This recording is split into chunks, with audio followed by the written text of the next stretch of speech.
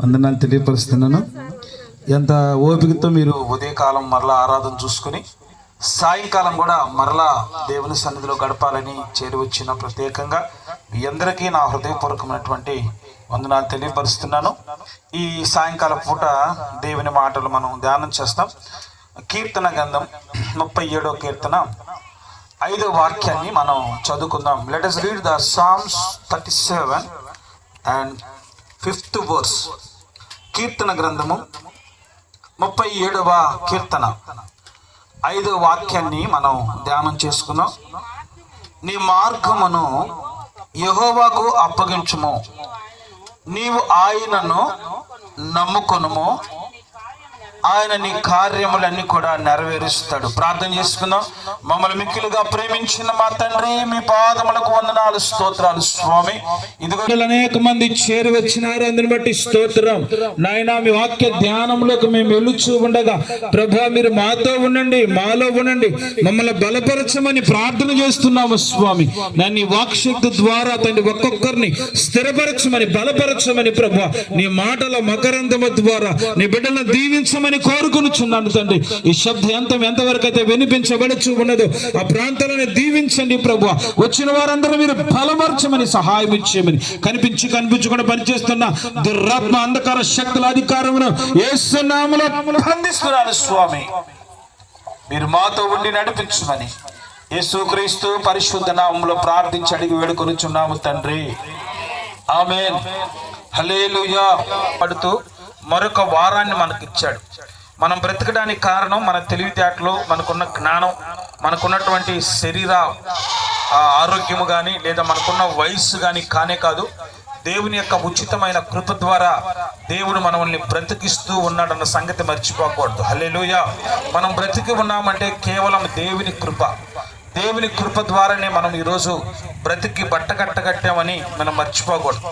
దేవుని యొక్క వాక్యములో మనం ధ్యానం చేస్తే ఈ కీర్తన గ్రంథం రాసినటువంటి దావీదు ఈ 5వ వాక్యంలో మాట్లాడుతూ వస్తున్నాడు. నీ మార్గమును యెహోవాకు అప్పగించుము, ఆయన నీవు నమ్ముకో, అప్పుడు ఆయన నీ కార్యాలన్నీ కూడా నెరవేరుస్తాడు. చాలా మంది జీవితాల్లో దేవుడు కార్యాలు నెరవేరుస్తూ ఉన్నాడు. అనేక మంది జీవితాల్లో కార్యాలు నెరవేర్చబడట్లేదు. దేవుని నమ్ముకొని ఆరాధిస్తున్నటువంటి అనేక మంది జీవితాల్లో కూడా దేవుడు కార్యాలు చేయలేకపోవడానికి గల కారణం ఏంటి? అనేక మంది జీవితాల్లో దేవుడు కార్యము చేయుచున్నాడు. అనేక మంది జీవితాల్లో ఆయన కార్యాలు చేస్తున్నాడు. ఆయన ఆలస్యం చేస్తాడే కానీ ఆయన అలక్ష్యము చేసే దేవుడు కాదు. హల్లెలూయా. కాస్త లేట్ అవుతుందేమో కానీ ఆయన ఎప్పుడు కూడా నిర్లక్ష్యం చేసే దేవుడు కాదు. యేసోబు జీవితాన్ని మీరు గమనించినట్లయితే చాలా సంవత్సరాలు ఆయనకి ఆశే లేదనమాట. నా జీవితం మళ్ళా బాగుపడుతుందా, నా బ్రతుకు మళ్ళా బాగుపడుతుందా, ఈ బానిసత్వం నుంచి నేను మళ్ళా రాగలనా, ఈ భయంకరమైన ఐగుప్తు జైల్లో నుంచి నేను రాగలనా. నిజంగా జైళ్ళు చాలా కష్టంగా అనిపిస్తూ ఉంటాయి, మనకు ఊహించడానికి కష్టంగా అనిపిస్తూ ఉంటాయి. చాలా మంది కింద పడుకోబెడతారని, అసలు బట్టలు లేకుండా పడుకోబెడతారని, భోజనం కూడా సరిగా ఉండదని, సరిగా ఎవరు పలకరించరు, ఒంటరిగా ఉండాలని. జైలు జీవితం అనేది చాలా కష్టమైనటువంటి జీవితమే. అందుకని ఎవరైనా జైలుకి వెళ్తారంటే అంత ఇష్టంగా ఎవరు వెళ్ళరు అనమాట. బయలు తెచ్చుకుని ఏదో తెచ్చుకుని బయటికి రావాలని కోరుకుంటారు. అయితే ఐగుప్తు దేశంలో ఉన్నటువంటి యొక్క ఈ బానిసగా ఉన్నటువంటి యేసోబు జీవితం జైలు జీవితాన్ని అనుభవిస్తూ ఉన్నాడు. ఆ జైలు కూడా ఎలాగంటే చాలా కష్టమైన జైలు. అది ఐగుప్తు దేశంలో ఉన్నటువంటి జైలు చాలా కష్టంగా ఉంటది అనమాట. ఇప్పటిలాగా ఉన్నటువంటి జైలు కాదు. గతంలో మనం జైలు చూసినప్పుడు చాలా కష్టంగా ఉండేది అనమాట. చాలా పేతురు చేసినటువంటి జైలు అయితే ఇంకా చెప్పబలేదు, భయంకరమైనటువంటి జైలు అనమాట. ఊహించడానికి కూడా కష్టం. ఇట్లాంటి పరిస్థితుల్లో ఆశ లేనటువంటి ప్రాణం, నిరాశ నిస్పృహలో ఉన్నటువంటి యేసోబు జీవితాన్ని దేవుడు ఒకరోజు తట్టి బయటికి తీసుకొచ్చి ఆ ప్రాంతంలో దేవుడు దీవిస్తూ వచ్చాడు. హల్లెలూయా. చాలా మంది జీవితాల్లో దేవుడు కార్యము చేస్తాడు, కాస్త ఆలస్యం అవుతుంది, అంతేగాని అలక్ష్యం చేసే దేవుడు కానే కాదు. ఈరోజు యేసు ప్రభుని నమ్ముకొని ఆరాధన చేస్తున్న మన జీవితాల్లో కూడా మీరు కూడా చాలా ప్రార్థన చేస్తూ ఉండొచ్చు, చాలా విషయాల కొరకు ఎదురు చూస్తూ ఉండొచ్చు, కానీ దేవుడు నెరవేరుస్తాడు. ప్రియదేవుని బిడ్డలారా, కాస్త ఆలస్యం అవుతుందేమో కానీ ఆయన అలక్ష్యం చేసే దేవుడు కానే కాదు. కాబట్టి మనం అందరం కూడా ఎలా ఉండాలంటే నిరీక్షణ కలిగిన వారమై దేవుని యొక్క ఆశీర్వాదం కొరకు నమ్మకంతో, విశ్వాసముతో ఎదురు చూసేవారుగా ఉండాలి. ఎదురు చూస్తున్న వ్యక్తులుగా మనం ఉండాలి. ఈ కీర్తనాకారుడు రాస్తూ అంటాడు, చదువుతారు మరొకసారి. నీ మార్గము యెహోవాకు అప్పచెప్పుము, నీవు ఆయనను నమ్ముకునుము, ఆయన నీ కార్యాలన్నీ కూడా నెరవేర్చుతాడు. ఏం చేయాలంటే నీ మార్గాన్ని దేవుడికి అప్పచెప్పాలి. నువ్వే పని అయితే చేస్తున్నావో, ఏదైతే అనుకుంటున్నావో అది దేవుని చేతుల్లో పెట్టాలి, దేవుని పైన పెట్టాలి. మత్తయి సువార్త 11:28 కూడా మాట ఉంటుంది అనమాట. ప్రయాసపడి భారం మోసుకొనుచున్న సమస్త జనులారా నా యొద్దకు రండి, నీకు మీకు విశ్రాంతిని కలగజేస్తాను. మీ భారం ఎంతమైంది, ఎంత భారమైనా అది నా మీద వేయండి, నా మీద పోయండి. చాలాసార్లు మనందరం చేసే పని ఏంటంటే ఆ భారం అంతా మనమే మోస్తూ ఉంటాం, ఆ భారం అంతా మనమే మోస్తూ ఉంటాం, ఆ భారం అంతా మన నెత్తినే వేసుకొని బాధపడుతూ ఉంటాం. నా దేవుడు అంటాడు, నా మీద వేయండి మీ భారాన్ని, నా మీద వేయండి. ఈ కీర్తనకారుడు అంటాడు, ఇదిగో నీ మార్గము, మరొకసారి చదువుతారమ్మా మాట, అది నీ మార్గాన్ని ఏం చేయాలంటే యెహోవాకు అప్పచెప్పాలి. మనం ఏ మార్గం అయితే అనుకుంటున్నామో, ఏ ఉద్దేశం అయితే అనుకుంటున్నామో అది దేవునికి అప్పచెప్పాలంట. దేవా నీ చేతుల్లో పెడుతున్నా, నీ ఇష్టం, నన్ను ఎలా నడిపిస్తావో నీ ఇష్టం. ఇశ్రాయేలు ప్రజల్ని దేవుడు నడిపిస్తున్నాడు. 40 సంవత్సరాలు 40 రాత్రులు పవళ్ళు ఆయన కాపాడుతూ వాళ్ళని అనేక మార్గాలు గుండా తిప్పుకుంటూ ఆయన వస్తూ ఉన్నాడు. అయితే దేవుడు అతన్ని కనికరం చూపించి సరైన మార్గంలో సరైన సమయంలో దేవుడు ఆయన నడిపిస్తూ వచ్చాడు. మా పాస్టర్ రాత్రి ప్రార్థన చేస్తూ అంటా వచ్చింది, తొందరపడతా ఉంటాం, అది ఇస్తే బాగుండు కదా, ఇది ఇస్తే బాగుండు కదా, ఇది ఉంటే నాకు బాగుండు కదా, అది ఉంటే బాగుండు కదా అని అనుకుంటా ఉంటాం. కుర్రోళ్ళు అయితే మాకు పెద్ద మంచిగానే ఏదండి బైక్, ఏం బైక్ అది, బుల్లెట్ కానీ ఉంటే భలే ఉంటుంది అనుకుంటారు. బుల్లెట్ సరే, దానికి ఆయిల్ అండి బుల్లెట్కి. నేను చాలా మంది కోసం ప్రార్థన చేసినప్పుడు నేను ఫోన్ కొన్నాను ఫస్ట్లో, 1100 అనుకుంటా, నోకియా ఫోన్, అంతేనా, 1100 ఆ ఫోన్ కొన్నాను. మా పాస్టర్ గారికి ఫోన్ చేశా, సార్ నేను ఫోన్ కొన్నాను సార్, ఈ ఫోన్ కోసం ప్రార్థన చేయండి సార్ అని అన్నా. ఆయన అన్నాడు, సరే చెవుకాడు పెట్టుకో ప్రార్థన చేస్తాను అని. ఆయన ప్రార్థన చేసినప్పుడు కొన్ని ప్రాముఖ్యమైన విషయాలు ప్రార్థన చేశాను. నాకు ఆశ్చర్యం అనిపించింది. ఏమని చేశారు చెప్పంటారా? అది 2007లో జరిగిన సంగతి. నేను కాలేజీలో పనిచేస్తున్న అల్లూరు కాలేజీలో 1 సంవత్సరం దాటింది. అప్పుడు ఫోన్ కొన్నా. ఆయన ఫోన్ ఏం చేశారంటే, ప్రభువా ఈ బిడ్డ ఫోన్ కొనుక్కున్నాడు, నీకు స్తోత్రాలు ప్రభువా, ఈ బిడ్డ ఫోన్లో బ్యాలెన్స్ ఉండటానికి సహాయం చేయను అని ప్రార్థన చేశాడు. హల్లెలూయా. చాలాసార్లు మన ఫోన్లో బ్యాలెన్స్ ఉండవు అనమాట, బండికి ఆయిల్ ఉండదు కొంతమందికి. చాలాసార్లు మనం ఆశపడడం వేరు, దేవుడు ఇవ్వడం వేరు. మనం ఆశ పెడితే అది తెచ్చుకొని చూసుకుంటా ఉండాల్సిందే, అది అలా చూసుకుంటా ఉండాల్సిందే. దేవుడిస్తే అది ఉపయోగకరంగా మార్చబడుతుంది. కాబట్టి దేవుడు మనకు తగిన సమయంలో ఆయన ఇచ్చే దేవుడుగా ఉన్నాడు. అందుకని నీ మార్గాన్ని ఏం చేయాలంట, దేవునికి అప్పచెప్పుకోవాలి. మన మార్గం అంతా ప్రభువుకి అప్పచెప్పుకోవాలి. మన భవిష్యత్తు అంతా దేవునికి అప్పచెప్పాలి. మన ఆలోచనని దేవునికి అప్పచెప్పాలి. మన ఉద్దేశాలని దేవునికి అప్పచెప్పాలి. మన చిత్తం ఏది కాదు, ప్రభువా నీ చిత్తమే జరగాలని ఆయనకు మనం అప్పచెప్పాలి. ప్రియ దేవుని బిడ్డలారా, నీ మార్గం యెహోవాకు అప్పచెప్పుము. ఆయన ఏం చేయాలి, మనం చెప్పండి ఏం చేయాలి, నమ్ముకొని ఉండాలి. చాలాసార్లు మనం అంటున్నాము, చాలాసార్లు అంటాము, దేవుణ్ణి నమ్ముకున్నాం, మేము దేవుణ్ణి నమ్ముకున్నాం అని చెప్తాం. మీరు కూడా దేవుణ్ణి నమ్ముకున్నారు, అవునండి మేము కూడా దేవుణ్ణి నమ్ముకున్నాం. దేవుని ఎంత నమ్ముతున్నాం అనేది చాలా ప్రాముఖ్యమైన సంగతి. ఈ మధ్యంత పరిశుద్ధాత్మ దేవుడు ఈ ప్రాంతంలోనే ఒక మాట గురించి మాట్లాడుతున్నాడు, అబ్రహాము దేవుణ్ణి నమ్మాడు అని. చూడండి, నమ్మకం అనేది ఎలా ఉండాలంటే ప్రియ దేవుని బిడ్డలారా, ఏ ఆశ లేనప్పుడు, నిరాశ నిస్పృహల్లో ఉన్నప్పుడు కూడా మన దేవుని నమ్మగలగాలి. మన జీవితం ఇంకా అంతమైపోయిందిరా, ఈ బతుకు బాగుపడదు, ఈడు అయిపోయాడు, ఇంకా ఈ చరిత్ర ముగించబడుతుంది అనుకున్నప్పుడు కూడా మనం దేవుని నమ్మగలగాలి. అది దేవుని నమ్మడం అంటే. చాలాసార్లు పరిస్థితులన్నీ అనుకూలంగా ఉన్నాయనుకోండి, ఓకే దేవుడు సహాయం చేస్తాడు, అన్ని బాగానే ఉన్నాయి అనుకుంటాం మనం. అన్ని పరిస్థితులన్నీ వదిలి వెళ్ళిపోయినప్పుడు కూడా దేవుని నమ్మడమే దేవుని నమ్మడం అంటే. కాబట్టి నీ మార్గం యెహోవాకు అప్పచెప్పు. ఆయన నీ మార్గం యెహోవాకు అప్పచెప్పి ఆయన ఏం చేయాలి, మనం నమ్ముకో, దేవుణ్ణి నమ్ముకో. దేవుణ్ణి నమ్ముకున్న వారిని ఎవ్వరు కూడా ఆయన, దేవుణ్ణి నమ్ముకున్న వాళ్ళు ఎవ్వరు చెప్పండి, ఒక మాట అంటారు పెద్దోళ్ళు అంట, దేవుణ్ణి నమ్ముకున్న ఎవ్వరు చెడిపోలేదంట. దేవుణ్ణి నమ్ముకో, ఆయన నీ కార్యాలన్నీ ఏం చేస్తాడు, ఆయన చప్పట్లు కొడతాం గట్టిగా, హల్లెలూయా హల్లెలూయా. నీ కార్యములని నెరవేరుస్తాడు ఆయన. ఏ కార్యాలైతే మనం ఎదురు చూస్తున్నామో ఆ కార్యాలని నెరవేర్చబడాలంటే నీ మార్గం అంతా కూడా ఆయనకు అప్పచెప్పాలి. చూడండి ఒకసారి యెర్మీయా గ్రంథం 16వ అధ్యాయం 6వ వాక్యం అనుకుంటాను, లేదంటే 6వ అధ్యాయం 16వ వాక్యం, ఇది correct. Book of Jeremiah chapter 6 and 16 చదవండి ఒకసారి. యెరెమీయా గ్రంథము 6వ యెహోవా ఇలాగు సెలవిచ్చుచున్నాడు, అదిగోండి మార్గములలో నిలిచి చూడుడి, పురాతనమైన మార్గముల గురించి విచారించండి, మేలు కలిగే మార్గమేదో అని అడిగి అందులో నడుచుకోండి, అప్పుడు మీకు నెమ్మది కలుగుతుంది. చెప్పండి కొడదాం గట్టిగా, హల్లెలూయా హల్లెలూయా. దేవుని వాక్యం అంటుంది, ఇదిగో మార్గములో నిలిచి చూడండి,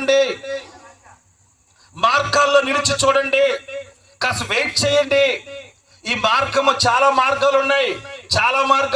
ఒక పాట ఉంది, మా సోదరుడు పాడతాడు, రెండే రెండు దారులు, ఏ దారి కావాలో మానవ, రెండే రెండు దారులు, ఒకటి ఇంకోటి. మార్గాలలో నిలిచి చూడండి. నువ్వు వెళుచున్నటువంటి మార్గం మంచిదేనా? ఈ మార్గంలోకి వెళితే నువ్వు ఆశీర్వదించబడతావా? నువ్వు వెళుతున్న మార్గం, నువ్వు వెళుతున్నటువంటి ఆ దారి సరైన దారేనా? ఆ దారిలో వెళ్తే నువ్వు గమ్యం చేరుతావా? కాబట్టి మార్గంలో నిలిచి చూడండి. పురాతనమైన మార్గములు ఏంటో విచారించి తెలుసుకోండి. పురాతనమైన మార్గాలు ఏంటి, వాస్తవంగా ఉన్నవేంటి, మనిషి జీవితాన్ని ఆశీర్వదించేది ఏంటి, ఏ మార్గాలు మనిషి జీవితాన్ని బాగు చేస్తాయి, కుటుంబాన్ని బాగు చేస్తాయి, పిల్లల్ని బాగు చేస్తాయి, అందరూ సంతోషంగా ఉండే మార్గాలు ఏ మార్గాలు బాగు చేస్తాయని అడిగి తెలుసుకోండి.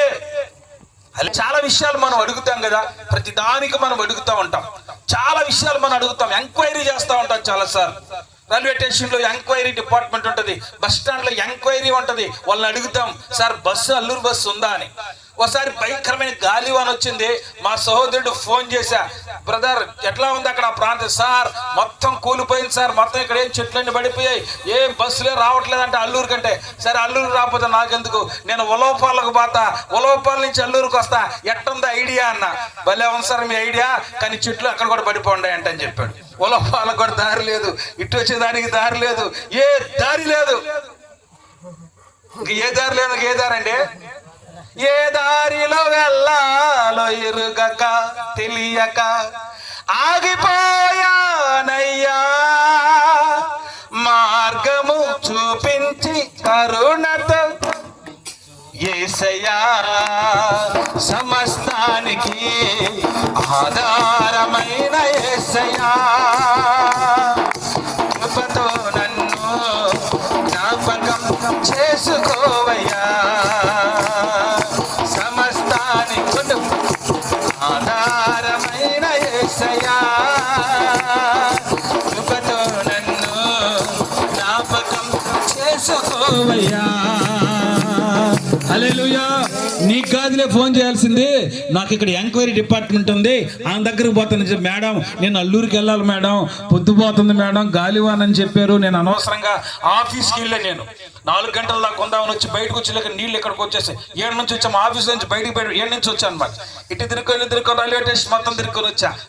మేడం అల్లూరు బస్సులు పోతున్నాయంటే, అల్లూరు బస్సులు ఉన్నాయి కానీ చెట్టు పడిపోందంట తల మంచి దగ్గర, ఆ చెట్టు వస్తే కానీ బస్సులు బాగుంది చెప్పింది.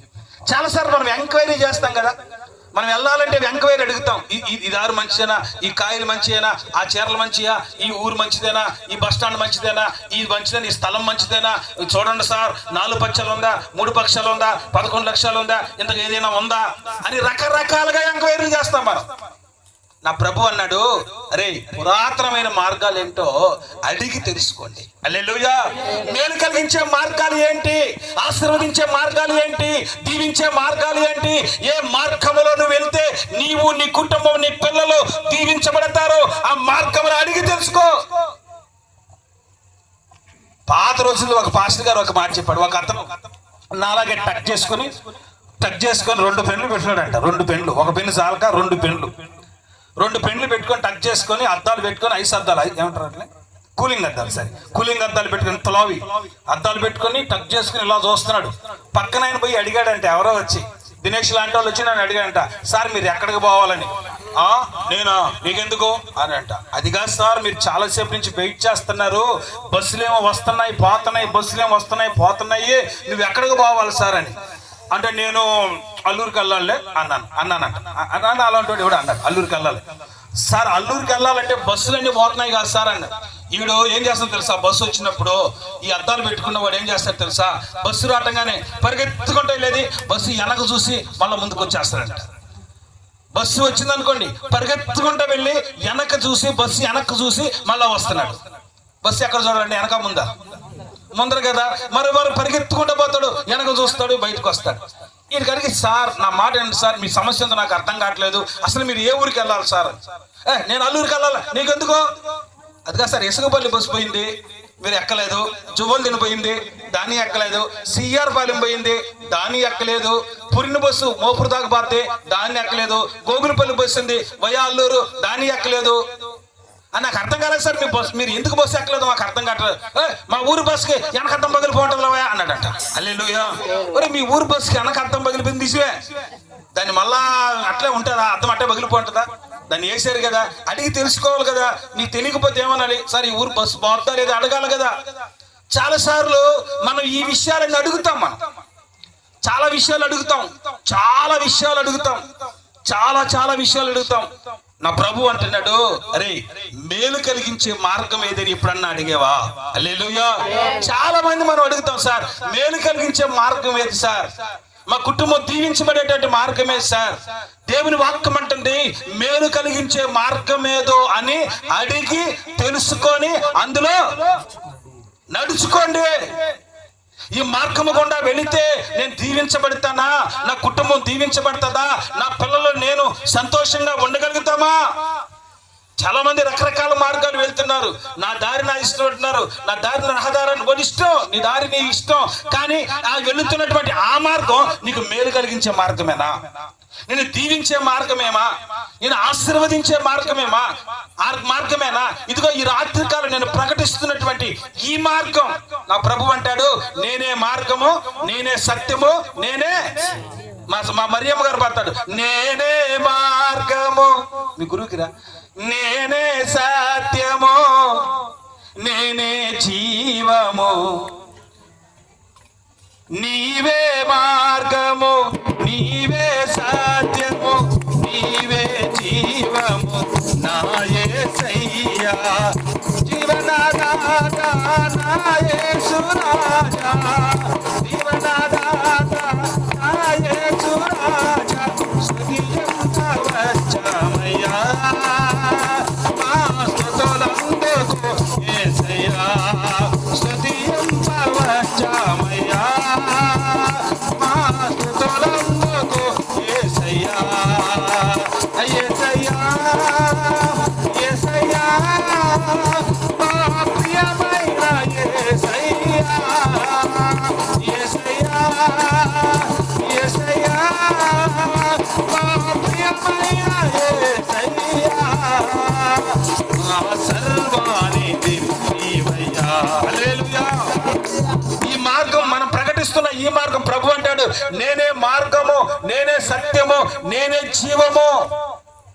నువ్వు వెలుచున్నటువంటి మార్గము నేను ఆశీర్వదించే మార్గమేనా అని అడిగి తెలుసుకొని అందులో నడుచుకో. అనుకుంది ఏంటో తెలుసా? Yes, this is the way, this is the way, this is the only way. ఇదే మంచి మార్గం, నన్ను ఆశీర్వదించగలిగిన మార్గం, నా కుటుంబాన్ని దీవించగలిగిన మార్గం, నా వ్యక్తిగత జీవితాన్ని బాగు చేసే మార్గం, నా పిల్లలను ఆశీర్వదించే మార్గం, నా తల్లిదండ్రులు దీవించే మార్గం ఇదే.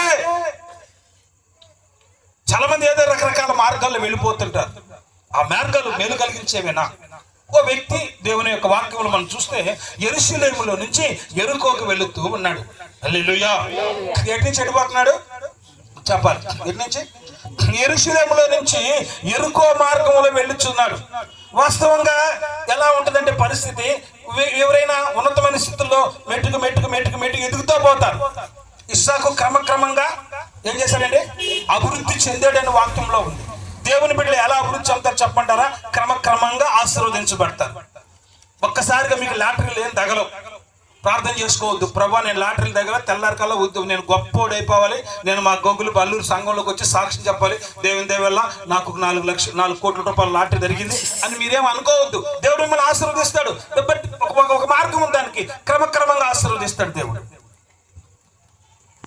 కానీ వీడు ఎక్కడి నుంచి వస్తున్నాడంటే యెరూషలేములో నుంచి యెరికోకు వెళుతున్నాడు. ఉన్నత స్థలములో ఉండాల్సినటువంటి ఆ వ్యక్తి, ఉన్నత ప్రాంతంలో ఉండాల్సినటువంటి ఆ వ్యక్తి ఆశీర్వదించబడినటువంటి స్థలంలో నుంచి శపించబడిన స్థలంలోకి వెళుతున్నాడు. వాడు వెళ్ళాల్సిన మార్గం పురోగమనం కాదు, తిరోగమనం. చెప్పండి ఏంటంట, ఏంటండి? It's not assigning, this is the designing. పైకి వెళ్ళట్లేదు, కిందకి వెళ్తున్నాడు. యెరూషలేములో నుంచి యెరికోకి వెళ్తున్నాడు, పాప మార్గంలోకి వెళ్తున్నాడు, శపించబడిన మార్గంలోకి వెళ్తున్నాడు. ఆ మార్గం బాగుంటది అనుకున్నాడు, ఏమో మనకు తెలియదు. ఆ ప్రాంతాన్ని వదిలిపెట్టాడు, ఆయన కిందకు వస్తా ఉన్నాడు. అనుకున్నాడు నాకేమీ కాదు, నన్ను ఎవరు ఏమనరు, నా ఇష్టం నాది, నా మార్గం నాది, మీకెందుకు సార్, నేను ప్రార్థన చేసుకుంటా, చేసుకోను, నా ఇష్టం, ఆదివారం వస్తే వస్తా, రాకపోతే రాను, నా ఇష్టం సార్, మీరెవరు సార్ మమ్మల్ని అడగడానికి, ఇదేం పెద్ద కండిషన్ అయిపోయింది, ఏంటి నాకు పెద్ద కండిషన్ పెడుతున్నావేంటి అని మొత్తానికి ఆ ప్రాంతాన్ని వదిలిపెట్టి యెరికోకు వెళ్తూ ఉన్నాడు. హలో, కొద్ది కాలమే గడిచింది, అంతలేకే వాడిని దొంగల చేత చిక్కబడ్డాడని వాక్యంలో ఉంది. హల్లెలూయా.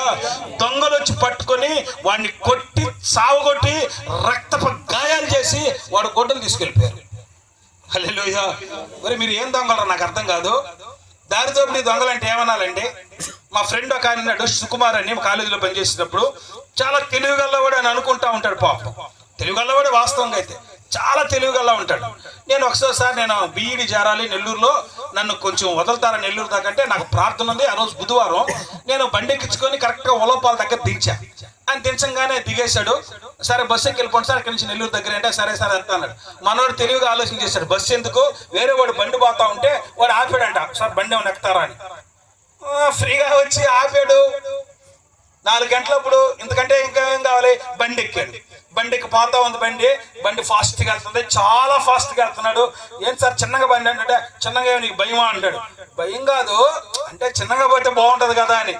భయమా అయింది, భయం లేదు సార్, నాకేం భయం లేదు అని అంటున్నాడు.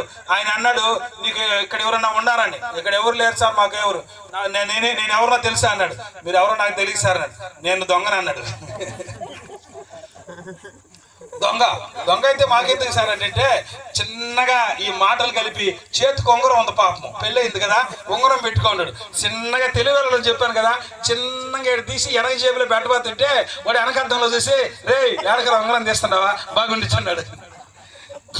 మొత్తానికి చావు దెబ్బలు కొట్టబోయే పరిస్థితి ఏర్పడింది. చెప్పాను కదా మనోడు స్మార్ట్ అని, చాలా స్మార్ట్ అనమాట. నేను మాకు తిప్పలో ఒక పాస్టర్ గారు ఉన్నారు, ప్రకాశం పాస్టర్, ఇప్పుడు చనిపోయాడు. ఆ నుండి వెంటనే తెలివిగలవాడు కదా, చాలా ఫాస్ట్గా ఉండి, నీకు ప్రకాశం పాస్టర్ తెలుసా అన్నాడు. తెలుసు, మా మావయ్య అవుతాడు, ఆయన మా బాబాయ్ అన్నాడు. ఇతను అవునా మీ బాబాయ్, తిప్పలో ఎవరెవరు తెలుసు, మాకు మొత్తం చరిత్ర మొత్తం చెప్పాడు. వెంటనే అతనికి డౌట్ వచ్చేసింది. డౌట్ వచ్చి ఇతనే మనకు సంబంధించినాడా, తెలిసినాడా, బంధువా ఏంది అర్థం కాదు. సార్ కొంచెం పాపం సార్ డిశ్చార్జ్ అని చెప్పి ఆపి వెనక బస్సు పోతా ఉంటే బస్సు ఎక్కేశాడు. హల్లెలూయా. వాడు వదల బస్సు వెనక దొరుకున్నాడు అనమాట. చూడండి, దొంగలు అనే వాళ్ళు ఎలా ఉంటారంటే, బంగారమో వెండో వస్తువులో ఏదో దొంగతనం చేయాలి. కానీ ఈ దొంగ ఎవరండి, వీడు బట్టలు దోచుకొని వెళ్ళిపోయాడు. హల్లెలూయా. బట్టలు దోచుకొని వెళ్ళిపోయాడండి. వాడిని కొట్టి చావు దెబ్బలు కొట్టి వాడు బట్టలు తీసుకొని వెళ్ళిపోయాడు. అంటే ఎవరైతే ఉన్నతమైన శిఖరాల్లో నుంచి, ఉన్నతమైన ఉద్దేశాల నుంచి, ఉన్నతమైన పరిస్థితుల్లో నుంచి దిగతారో ప్రియ దేవుని బిడ్డలారా, వాడు చిక్కేది ఎవరి చేతుల్లో అంటే సాతాను చేతుల్లో చిక్కుతాడు. ఎప్పుడైతే సాతాను చేతుల్లో చిక్కుతాడో, సాతాను కొట్టేది ఎక్కడంటే నీ వస్త్రం మీద కొట్టేటువంటి వస్త్రం ఉంది కదా, వాటిని కొడతాడు సాతాను. హల్లెలూయా. నేను దిగంబరు చేస్తాడు. ఆ రోజు కూడా ఆదాము చేసింది సైతాన్ అదే, దిగంబరని తెలుసుకున్నాడు. ఆదాం పాపం చేసిన భయపడి తాంకుంటా వచ్చాడు ప్రియ దేవుని బిడ్డలారా. కారణం ఏంటంటే ఉన్నతమైన మార్గాన్ని విడిచిపెట్టి ఇదిగో లోతైన మార్గంలో, పాపమైన మార్గంలో ప్రయాణించడం ప్రారంభించాడు. నా దేవుడు ఏమంటున్నాడు తెలుసా, నీ మార్గం ఏదో అడిగి తెలుసుకో. ఏ మార్గంలో వెళ్తే నీ జీవితం బాగుపడుతుందో అడిగి తెలుసుకో, అందులో ప్రవేశించు.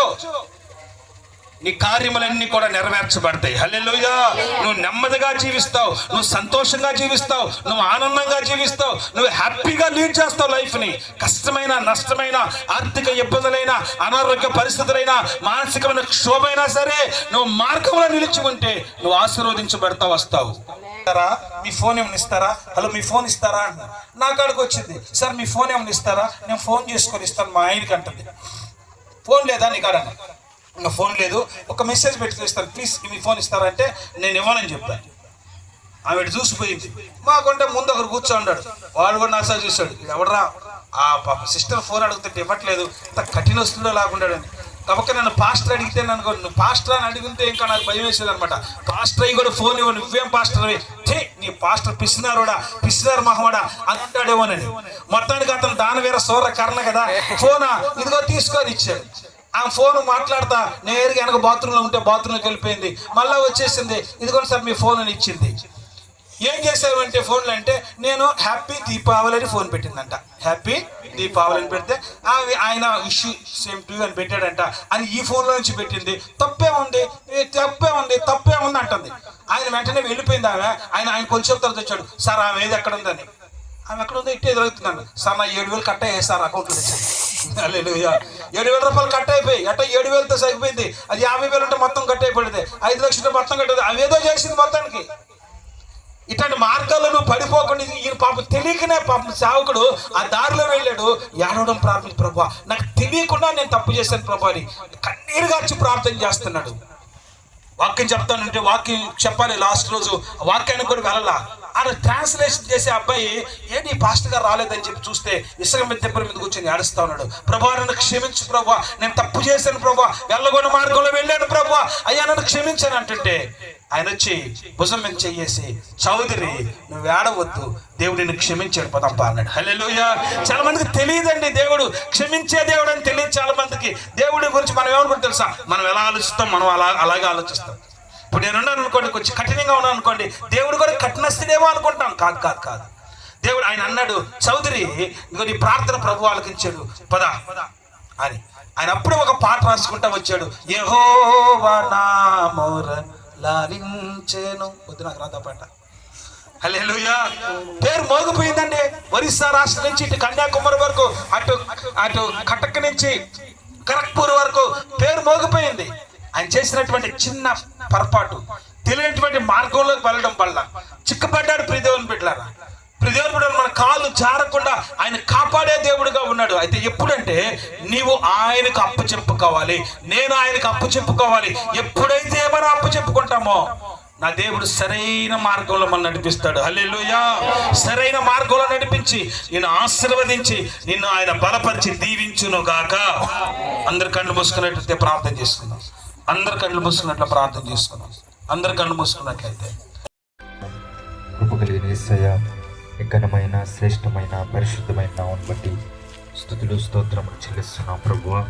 ఇంతవరకు తండ్రి దైవ సేవకులు నిలబెట్టి ప్రభువా మాతో అందరితో ప్రభువా సూటిగా స్పష్టంగా మీరు మాట్లాడినందుకు వందనాలు స్తోత్రాలు చెల్లిస్తున్నాం ప్రభువా. తండ్రి గొప్ప దేవుడానికి స్తోత్రాలు చెల్లిస్తున్నాం ప్రభువా. నీ మార్గమును యెహోవాకు అప్పగింపుము, ఆయన్ని నమ్ముకునము, ఆయన్ని కార్యము నెరవేరుస్తాడని ప్రభువా తండ్రి మాకు తెలియజేసినందుకు నీ వందనాలు స్తోత్రాలు చెల్లిస్తున్నాం ప్రభువా. తండ్రి నువ్వు గొప్ప దేవుడు తండ్రి, ప్రేమ కలిగిన దేవుడు ప్రభువా. వెన్నడు తండ్రి విడిచిపెట్టిన దేవుడు ప్రభువా. నేను నమ్ముకున్న వారిని సిగ్గుపరిచిన దేవుడు ప్రభువా. అయా తండ్రి నేను నమ్ముకున్న వారి కార్యము నెరవేర్చే దేవుడు తండ్రి. అయా తండ్రి ప్రభువా, అయా నువ్వు గొప్ప దేవుడు నాయన తండ్రి. అయా తండ్రి అబ్రహాము నేను నమ్ముకున్నప్పుడు తండ్రి, అయా తండ్రి తెలియని మార్గంలో నడిచినప్పుడు కూడా ప్రభువా తండ్రి అతన్ని పిలిచి ప్రభువా తండ్రి అతన్ని ఆశీర్వదించిన దేవుడు ప్రభువా. అయా పరిశుద్ధాత్మ దేవుడా నీకే స్తోత్రాలు చెల్లిస్తున్నా ప్రభువా. మేలు కలిగిన మార్గము నీదేనే ప్రభువా. అయా తెలుసుకునే ప్రభువా అనేక మంది తండ్రి అయా నీలో నడిచే కృపను దయచేయమని ప్రార్థిస్తున్నాం ప్రభువా. అనేక మంది ప్రభువా తండ్రి ఏది మంచి మార్గమో ఏది చెడు మార్గమో ప్రభువా అయా తెలుసుకోలేక ప్రభువా తండ్రి అనేక మంది ప్రభువా నశించిపోతూ ఉన్నారు నాయన. పరిశుద్ధాత్మ దేవుడా నీకే స్తోత్రాలు చెల్లిస్తున్నాం ప్రభువా. ఇక్కడున్న ప్రతి ఒక్క బిడ్డని ప్రభువా తండ్రి నీ మార్గంలో నడుచుకుంటూ సహాయము దయచేయమని ప్రార్థిస్తున్నాం ప్రభువా. తండ్రి నీకు స్తోత్రాలు చెల్లిస్తున్నాం ప్రభువా. అయా పురాతన మార్గంలో గురించి విచారించమని చెప్తూ ఉన్నావు ప్రభు. మేలు కలుగు మార్గం మీద అని ప్రభు అడిగి తెలుసుకోమని చెప్తున్నావు తండ్రి. అయా తండ్రి అందులో నువ్వు నడుచుకుని తండ్రి, అయా అందులో నడుచుకున్న వారికి ప్రభు తండ్రి నువ్వు ఆశీర్వదించే దేవుడు అనే ప్రభు నీ వాక్యం సెలవిస్తూ ఉంది నాయన తండ్రి. నీకు స్తోత్రాలు చెల్లిస్తున్నాం ప్రభు. అయా తండ్రి మంచి మార్గంలో నడిచినప్పుడు ప్రభు అయా నెమ్మది కలుగుతుందని ప్రభు నీ వాక్యం సెలవిస్తూ ఉంది నాయన తండ్రి. పరిశుద్ధాత్మ దేవుడా నీకే స్తోత్రాలు చెల్లిస్తున్నాం ప్రభువ. మీరు మమ్మల్ని జ్ఞాపకం చేసుకుని తండ్రి అయా నీ కృపలో భద్రపరిచినందుకు నీకు స్తోత్రాలు చెల్లిస్తున్నాం ప్రభువ. అయా తండ్రి ఆనాడు ప్రభువ తండ్రి అయా తండ్రి ప్రభువ అనేక మంది ప్రజలు ప్రభువ ఇశ్రాయేలు ప్రజలు తండ్రి 2 తలంపుల మధ్య ఉన్నప్పుడు తండ్రి అయా ఏలియా వెళ్ళి ప్రభువ తండ్రి ప్రార్థించినప్పుడు ప్రభువ తండ్రి ఆకాశం నుంచి అగ్ని దిగి తండ్రి అయా దేవుడు మీరే అని ప్రభువ అనేక మంది ప్రజలు తెలుసుకుని ప్రభువ నీ నామం ముందు విశ్వాసం ఉంచారు నాయన తండ్రి. ఈరోజు ప్రభువ తండ్రి అయా నీ సువార్త ప్రకటించబడుతూ ఉంది ప్రభువ. అనేక మందికి ప్రభు మంచి మార్గం అని ప్రభు వినిపించబడుతూ ఉంది తండ్రి. అనేక మంది ప్రభు తెలుసుకోలేకపోతున్నారు ఆయన తండ్రి. అల్లూరు పట్టణాన్ని మీరు జ్ఞాపకం చేసుకోండి అయ్యా. ఈ అల్లూరు పట్టణాన్ని దర్శించమని ప్రార్థిస్తున్నాం ప్రభు. అనేక మంది మేలు కలిగిన మార్గం అని ప్రభు నీ మార్గం అని తెలుసుకొని తండ్రి అందులో ప్రవేశించి ప్రభు అందులో నడుచుకొని తండ్రి నీ వైపు తిరిగి కృపను దయచేయమని ప్రార్థిస్తున్నాం ప్రభు. వచ్చిన ప్రతి ఒక్క బిడ్డను ఆశీర్వదించండి తండ్రి. అయ్యా నువ్వు అంచెలంచెలుగా ఆశీర్వదించే దేవుడు అని ప్రభువ మీరు మాట్లాడుతూ వచ్చినందుకై స్తోత్రాలు చెల్లిస్తున్నాం ప్రభువ.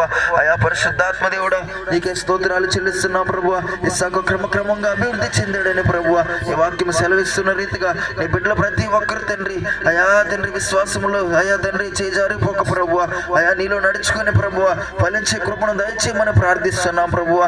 పరిశుద్ధాత్మ దేవుడా నీకే స్తోత్రాలు చెల్లిస్తున్నాం నాయన. ఈ అల్లూరు పట్టణాన్ని మీరు దర్శించండి తండ్రి. అనేక మంది ప్రభువా నమ్ముకునే కృపను దయచేయమని ప్రార్థిస్తున్నాం ప్రభువా తండ్రి. నీకే స్తోత్రాలు చెల్లిస్తూ ఈ కడవరి దినాల్లో ప్రభువా అనేక మంది విశ్వాసంలో చేజారిపోతున్నారు ప్రభువా. అయా తండ్రి నశించిపోతూ ఉన్నారు నాయనా తండ్రి. నీ మేలు కలిగిన మార్గం అని తెలుసుకునే ప్రభువా అయా తండ్రి అందులో నుంచి ప్రభు ఉండకుండా ప్రభువా అయా చేజారిపోతూ ఉన్నారు నాయనా తండ్రి. వాళ్ళందరినీ ప్రభు క్షమించి అయా తండ్రి నీ మార్గంలో నడుచుకునేదానికి మరలా ప్రభువా సహాయం దయచేయమని ప్రార్థిస్తున్నాం ప్రభువా. ఆనాడు ఎఫ్రాయిము ప్రభువా తండ్రి అన్ని దేవతల వైపు తిరిగాడని ప్రభువా ఈ వాక్యం సెలవిస్తూ ఉన్నాయన. అయితే మరలా ప్రభు అతన్ని క్షమించి ప్రభు అతన్ని ఆశీర్వదించారని ప్రభువా ఈ వాక్యం సెలవిస్తూ ఉంది తండ్రి. పరిశుద్ధాత్మ దేవుడానికే స్తోత్రాలు చెల్లిస్తున్నాను ఆయన. మమ్మల్ని జ్ఞాపకం చేసుకుని తండ్రి అయా తండ్రి నీ యొద్ద ప్రభువా ఫలించే కృపను దయచేయమని నజరేయుడైన యేసుక్రీస్తు సర్వశక్తి గల నామములో ప్రార్థించి వేడుకుంటున్నాం పరమ తండ్రి. ఆమేన్.